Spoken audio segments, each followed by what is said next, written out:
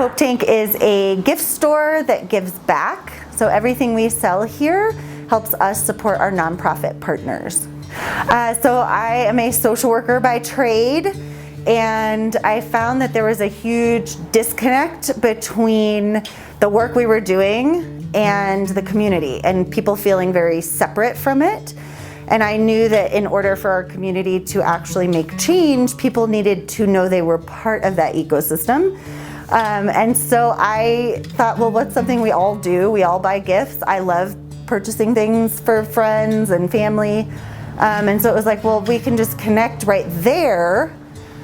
We make it really simple. Then we can engage people about these organizations.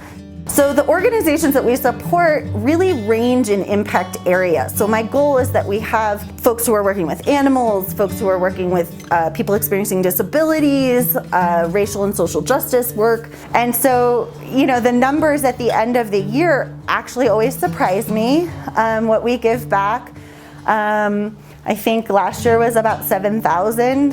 That's a really big number for a tiny business.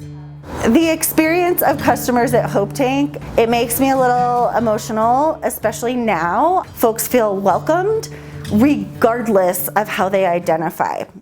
When COVID hit in March, we did end up having to literally board our store. And one of the things that I did immediately was start a little crowdfund to pay for other shops like myself to board up. And then we paid artists to do murals to really remind people that behind these boards were humans still running their businesses. We had to close physically for 87 days. And in that time, I launched an online store, which was a huge, steep learning curve. I unfortunately had to lay off my staff. Small business was not exactly booming prior to COVID. COVID just added another layer to that. Looking at how we influence small business, I believe, really impacts our community in ways that are underestimated. I'm a single parent of 2. When we support small business, often we are supporting families. Small business is not just a holiday event. And so we are looking at ways that we can continue to champion our fellow brick and mortar small businesses, because year round we need support. I purchased a laser machine and we are making custom products. So right now I'm making lots of ornaments. And so this is something that will allow us a different stream of income that is not reliant on foot traffic.